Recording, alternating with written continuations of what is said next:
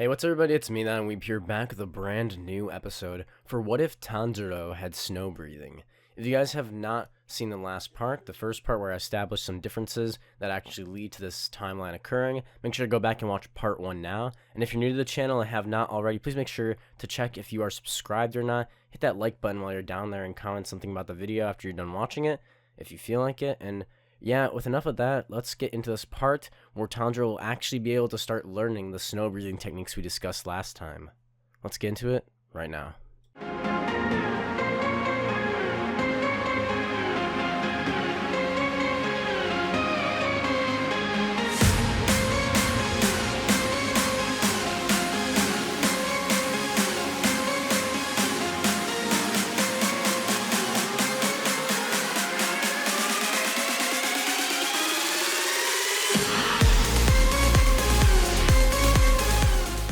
As Tanjiro, Nezuko, as well as the old man who had been instructing them, were all heading towards this mountain, this would be when they would finally stop at a old but still quite well kept home, which would be where Tanjiro would drop off Nezuko, who was beginning to fall asleep.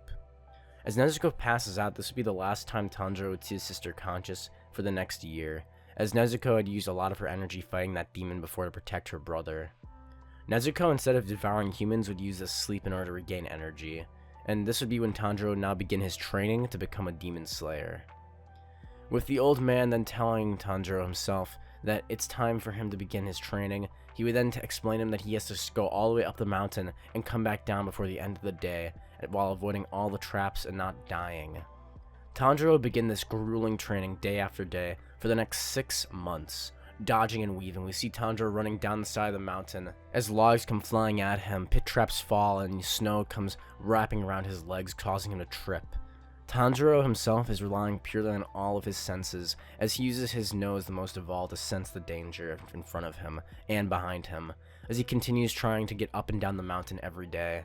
At this point, now that it's been around 6 months since he started this training, he's actually basically gotten the handle on it, and his senses have all heightened, and his strength and speed and stamina have all increased as well. Sakonji, the old man who actually trained Tanjiro, would then decide that after this training session today would be his last. He would then instruct Tanjiro as he then takes him up the mountain the next day himself, with Tanjiro interested in what's going on. He would explain to Tanjiro that now that he's commenced and finished his training for the last 6 months, he will now begin instructing him on actual sword training, as he would hand Tanjiro a katana. Tanjiro would gratefully accept the blade as he thanks his sensei, or master I guess, for giving it to him, as the old man would then take him to this boulder with a rope tied around it, as he explains to Tanjiro that in the next 6 months, unless Tanjiro can cut through this boulder, then he will not be allowing him to go to the Demon Slayer trial in order to become a true Demon Slayer and start his journey. Cut this boulder? But that could be impossible, he would be thinking, as Tanjiro gulps, swinging his first swing with the blade. Nothing.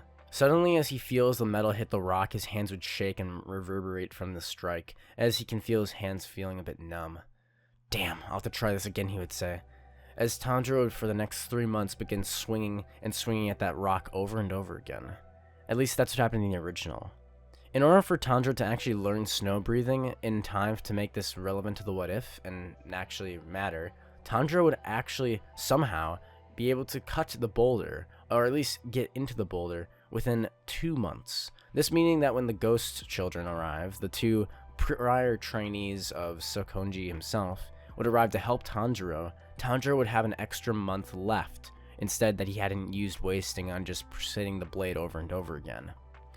Anyhow, as the 2 would appear and begin instructing Tanjiro themselves, just like they would have in the original, Tanjiro will begin to master this, as he begins battling and sparring with the 2 each day. They would introduce himself with the girl saying her name is Mokomo, and Sabito introducing himself with that being the boy. Sabito and Tanjiro would spar mostly every day. With Tanjiro now getting faster at reading his opponent's moves, he would be getting better at the sword much quicker than he had in the original, for some reason. In this timeline, you could say it's natural talent, I suppose. As Tanjiro would eventually outmaster and be able to slice through the boulder, he would have defeated Sabito a month earlier than he had in the original, with him slicing through the boulder directly, as he now understands, with him wondering where the 2 had gone off to.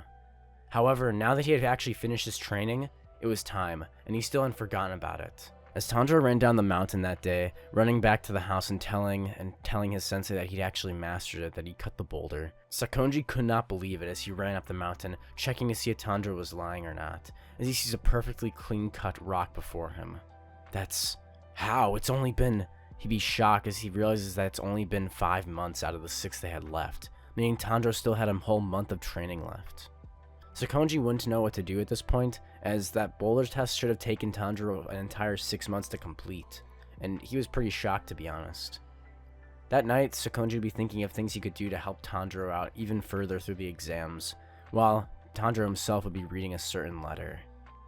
This letter extends to Tanjiro Kamado, the boy who I just met now, who I'm about to send on his way to train to become a demon slayer. I don't know if this will reach you in time, after your training or beforehand, but written down here beneath in this paper, I've instructed you on all 10 forms of snow breathing. I'm assuming I don't need to explain any further than that, and if you are reading this and don't know what that means, you should put this paper away right now. However, if you understand the concepts of water breathing, which I'm assuming you do, then continue reading on. Tanjiro would gulp as he begins reading through the written letter down from Gyu himself. Avalanche, huh? Tanjiro the next day would tell his sensei, Sakonji, that he's going to practice something that Gyu had written down for him as he holds up the paper. Gyu would have instructed Tanjiro in all 10 forms of how to perform these forms of snow breathing, except he told him to not practice ever these final last 3. Those 3 being forbidden techniques that Tanjiro is only supposed to use if absolutely necessary. By mastering the other 7 forms of snow breathing, he would be able to do these 3 techniques, but he should not use them unless he's incredibly desperate, and even then he still doesn't recommend it, with Gyu himself having only used one of the techniques before, and it having heavily damaged him. Tanjiro began practicing every day as he begins to learn and master the forms. Tanjiro, who would now have a good handle on water breathing, would be able to actually do around 3 or 4 of the forms of snow breathing just by the halfway point through the month, with half a month left for him to actually be able to master it. He had now mastered Avalanche, Blizzard, Icicle, and Hail. Those are the 4 that he's mastered right now, and he's currently working on Frosted Fog, but it's much more difficult to master since he can only train when it's either really cold or at nighttime for this one. And Tanjiro still doesn't have his form manipulation completely down for when he's creating objects out of breath. Anyhow, he would begin working through Arctic Fox and Frost Dragon, as he's pretty much mastered all of them except for Frosted Fog and a little bit more work on the Arctic Fox. He has pretty much all the forms down. So that means that Tanjiro is now able to use snow breathing by the time of the exam. Tanjiro would show Sakonji what he's learned, who Sakonji would then challenge Tanjiro to a sparring match, saying he wants to see how far Tanjiro's come. However, they'll be using wooden swords today. As he would toss one to Tanjiro, the two would then prepare to get into a stance. Yes, this fight actually never happened in the original, but I decided that because Sakonji had lost so many of his students, after seeing Tanjiro mastering water breathing, as well as working through another breathing style, he wanted to make sure that Tanjiro wasn't overdoing it for himself, so that his student could survive. Sakonji was worried for obvious reasons, and now he wanted to test his power to see if Tanjiro could survive through it. Tanjiro would immediately start off as he runs towards Sakonji, who blocks his own blade, as the two would begin using breath techniques. With now we see as Sakonji would jump into the air and use water wheel, attacking towards Tanjiro. Tanjiro takes advantage of his opponent being in the air, as he will then take the blade, as he then uses Icicle, pulling the wooden sword and pulling it all the way back before thrusting with full strength, and breathing in quickly. As he thrusts this jab towards Sakonji, he'd barely be able to block it as the Icicle has an incredible amount of force behind it, sending Sakonji flying through the air as he then lands on his feet. Telling Tanjiro that was impressive, as he then begins to fight against Tanjiro again in sword-to-sword combat, each of the two blocking each other's blows and fighting. With Tanjiro's footwork being a little bit off compared to Sakonji, he would take advantage of this as he decides to sweep Tanjiro's feet, reminding him that hand-to-hand combat is something that's going to happen in life very often. Tanjiro would throw a Frost Dragon towards Sakonji, who barely is able to attack back in time using a Water Dragon as the two collide, causing a sprinkle of snow and ice to shatter across the area, with little bits of glass flying everywhere, seemingly.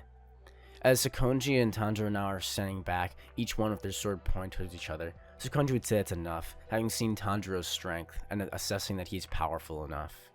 He'd hold his hand up as he then has Tanjiro come towards him, as he gives Tanjiro a big hug, telling Tanjiro that he wants him to do his best, as he would have given Tanjiro a new kimono, that being the white and blue one with clouds on it, as well as a mask to give him and ward off bad luck. He would tell Tanjiro that he'll take care of his sister until he gets back, saying that hopefully she'll be able to recover soon, and that while she was asleep he had been using hypnotic suggestion on her in order to make her think of all humans as her family, so that she won't eat them in the future. Hypnotic suggestion, huh? Tanjiro would then remember the forbidden technique that Gyu had actually told him about, which was Arctic Circle, which uses the rhythmic amount of walking in order to create a hypnotic force in their opponent's brain, allowing you to strike. Tanjiro would gulp as he thinks about how he might have to use that in the future. Tanjiro would thank his master for everything he had done, as he then takes his katana and puts it into his kimono, wrapping it up as he's ready to go, saying that he's going to be off then, as he waves to Sakonji, now running off towards the area where the wisteria forest would be, the trials for the demon slayers. As Tanjiro arrives, there will be many other participants already there, with ravens flying overhead as the gates for the area would be sealed. With wisteria purple flowers flying overhead, we see Tanjiro admiring them as he's gazing at them, before noticing two young girls standing by the gates, one with black hair and one with white, but both with the same dark purple eyes. Tanjiro would go up to them and ask when the trials will be beginning, with the two sisters telling Tanjiro that he'll have to wait along with everyone else for just a little bit longer, until the rest of the participants can arrive. Eventually everyone would arrive and then the rules would be explained. For the next 7 days, all of the participants would be sent into the final selection, would have to survive for 1 week, in this entire land filled with demons. Some of the participants would ask how the demons would stay inside that area for an entire week and wouldn't just migrate out, with the two sisters then explaining about the wisteria plant and how it actually hurts demons and can be used to contain them like a prison. With Tanjiro then admiring the pink flower he thought was so pretty, would then realize it was actually a cage. Tanjiro and the rest of the participants would be sent into the area, with 7 days on the countdown. They would have to kill and hunt down demons to survive, and try and survive all 7 days. And that would be the next week of Tanjiro's life. As Tanjiro for the next several days would be traveling around inside the area, hearing the occasional screams of humans now being decimated by demons. Tanjiro himself could avoid some demons pretty easily just by using his sense of smell, but whenever he did have to fight one, it was brutal. He could easily just use one snow-breathing technique to take them out. Form 6, Arctic Fox. Tanjiro would suddenly tighten his muscles as they all begin to thin out over his body. Suddenly he'd be moving at a faster rate than any human this demon had seen before. And suddenly, the demon's head would be on the ground. What? The demon would look around as it begins to die from the blade, as it's now dead almost instantly, in less than a second from Tanjiro's speed. Tanjiro would breathe out as his muscles would relax, then buffing up to their normal size, he would begin walking around again. This same process would occur for the next few days, and many of the participants would die just like they would have in the original. It's nighttime now. We see Tanjiro walking around and looking for more demons so he can practice his snow-breathing and water-breathing techniques. This would be when we suddenly see him, the large hand demon, the demon that had killed 13 of Tanjiro's fellow students underneath Urukadachi. With Tanjiro seeing this demon it's about to crush down on another human, he watches as the human, now sitting there, the boy, begins to scream, and in fear, Tanjiro would leap out as he activates it again. Technique numbers Form 6, Arctic Fox. With his speed, Tanjiro could easily run in faster than the demon could react, pick up the boy, and run behind a tree hiding. What was that, he'd be thinking, as this demon, the hand demon, had never seen snow-breathing techniques before, except for from Urukadashi, from when he had actually fought him. The demon began wandering towards the tree, as the boy would then run as he leaves Tanjiro to die. Tanjiro would slowly turn around as a hand's about to crush him, as he leaps out of the way, slashing with his blade, with it cutting off one of the demon's fingers. "You're fast," he would say. He'd remember the boy that had come last time, the one with the pink cherry hair. He had fell the same way though, and he wasn't strong enough to kill me. He would say, "Are you?" Tanjiro would remember the two who had helped him train on the mountainside. "I'm going to avenge them," Tanjiro would say. As we have a small flashback to the two having told Tanjiro about this demon that had hunted down all of his fellow students and killed them. The demon would laugh as it uses its extreme power, with the demon then saying that he's almost 50 years old, one of the oldest demons in this entire area, and that some fletchling like Tanjiro could never kill him. Tanjiro's eyes would suddenly have a shallow look in them as he has a glint, a cold stare beginning to form around him. I'm going to take you out. I'm sorry if this hurts, he'd say. Snow breathing technique. Number 7. Frost Dragon. As Tanjiro would create the Frost Dragon, shooting the attack forward directly towards the demon, suddenly the dragon would crash into it. But the demon's skin is so hard that it only left frost behind. That's cold, he would say. How rude of you, I haven't even gotten to introduce myself yet, it would say, as he throws another few hand attacks towards Tanjiro, who would barely be able to block these as he jumps from tree to tree, trying to avoid the attacks. Tanjiro would now be in shock, as his attack didn't work? What? I'm not gonna have to... Tanjiro would be thinking on if he had to use one of his forbidden techniques. If I have to use one, I'd rather use Arctic Circle than anything else, because I can't die here. I need... Wait, he would have an idea. Tanjiro would turn around as he sees the sword from the boy who had ran away, who had dropped it when he ran. Tanjiro would suddenly jump down the trees. He picks up the sword, now having 2 weapons. I need one more for this to work, he would think. He'd look around, as he would find another dead participant. There. He'd run over as he grabs the blade, with the hand demon now running after him, or I guess I should say just walking, but basically the hand demon would begin to attack Tanjiro, who now has 3 blades, 1 in his mouth and 2 in each hand. He'd run towards the demon as Tanjiro would then take the 2 blades, throwing them into the air. What? The demon would look up as he watches the blades fly into the air with a glint on them from the moonlight. Tanjiro would suddenly hide the 3rd blade he had in his mouth as he hides it beneath his robe. Suddenly, the demon would look back down as he sees Tanjiro running at him at full speed, about to throw a punch. Why would you even throw your weapons away like that? What an idiot, he would say. You're just like the rest of the foxes. As he throws a punch towards Tanjiro. Foxes? The demon would laugh as he says that fool Urokodachi gives his students a fox mask, and that's how I can identify them. Every time he thinks it wards off bad luck, it's just a sign so I can kill them. Tanjiro would now feel rage as he tells him to shut up, as now that the hand demon thinks he's won, he would have let his guard down. Snow breathing technique number 5. Hail. Suddenly, Tanjiro would release a bright white slash as he pulls out the 3rd blade. What?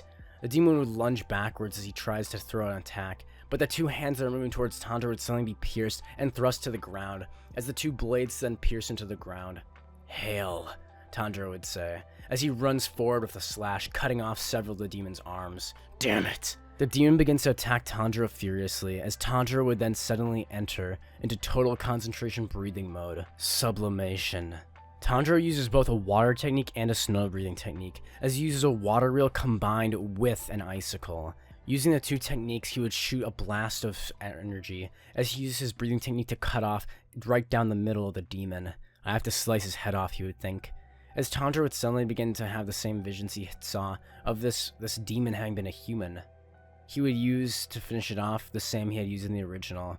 By using his nose, he would find the exact pathing, a string leading him towards the end, as he uses the gentle rain, killing the hand demon and sending it back on to its next life.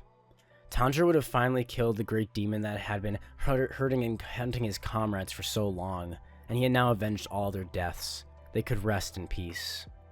Tanjiro would think he imagined as he rubs his eyes, but he can swear that he can see 13 children wearing fox masks just like he had warding masks as they walk off into the darkness. Tanjiro would survive the 7 days, as he, as well as the same other participants from the original, had all survived. Tanjiro in this version had actually been much stronger against the hand demon and hadn't had to rely on total concentration breathing mode, just like he had in the original, so he didn't have to rely on it as much, with him being able to use snow breathing techniques instead, which have a bit greater power than water breathing. Tanjiro would then receive a raven, as well as his pick for what he would like his blade to be created out of. Tanjiro would pick the same exact metal that he had in the original, the Nichiren blade that he would have. Something about it just has the same sense to him, something he likes, something that draws him towards it. This would be, however, when we see that other participant who would walk up to the cistern saying he wants his sword now, as he begins to grab the collar. Tanjiro would walk forward instinctively without even thinking about it, as he grabs the kid's shoulder and pulls him off of her, telling him to back off, saying that they'll get their swords when they're good and ready. Tanjiro's eyes would have a steely coldness to them that they didn't have in the original, and Tanjiro would have mastered some multiple skills that everyone else here wouldn't probably have at this point, since it's pretty uncommon for people to have 2 breathing style techniques at this point in time. This guy would know that Tanjiro is skilled, and he wouldn't want to fight him. He'd push Tanjiro off and tell him whatever as he walks away, with Tanjiro eyeing after him. Tanjiro would pet his raven on the beak as he has now completed his actual task. He'd give the medal back that he had picked as he would then begin to walk off since the test for the final exam is over. Meanwhile, Urukadashi is at home waiting, tending to Nezuko as he waits for his hopeful return of one of his students. Please, he'd be thinking, just please, not this one too. Suddenly the door would open as he turns around, with him now having tears in his eyes under the mask. You! Tanjiro would be smiling as he says that he passed, with Urukadashi then rushing forward as he hugs Tanjiro, relieved and happy that one of his students has finally returned home, after the many years of training that he had done for them, and all of his previous students who had died, with Nezuko having woken up a little while ago. Nezuko, Urukadashi, and Tanjiro would all be in a three-way hug, as Tanjiro would be in tears as well, saying he passed. He passed.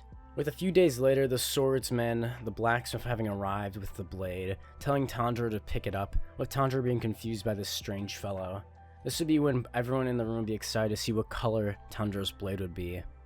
As Tanjiro touches the blade this time, something different happens. Something's different about Tanjiro than it was in the original, as his sword would take on the properties of this new Tanjiro. Black ice. The sword itself would be black, as it suddenly begins to take on a different type of color, as it becomes more translucent, with a darker blue mixed in with the black and shades, bestowing upon it the appearance of a frozen-over lake at nighttime. Tanjiro would take the blade gratefully, as he begins thinking about his journey forward as a demon slayer. If you guys want to see the next part for What If Tanjiro Had Snow Breathing, make sure to slap that like button, comment down below what you thought, and subscribe to the channel for more videos like this from me. I will see all of you guys in my next video.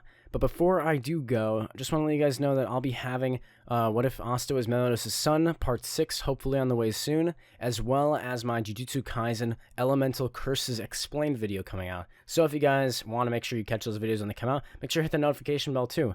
Anyway, I'll see all of you guys later. Goodbye.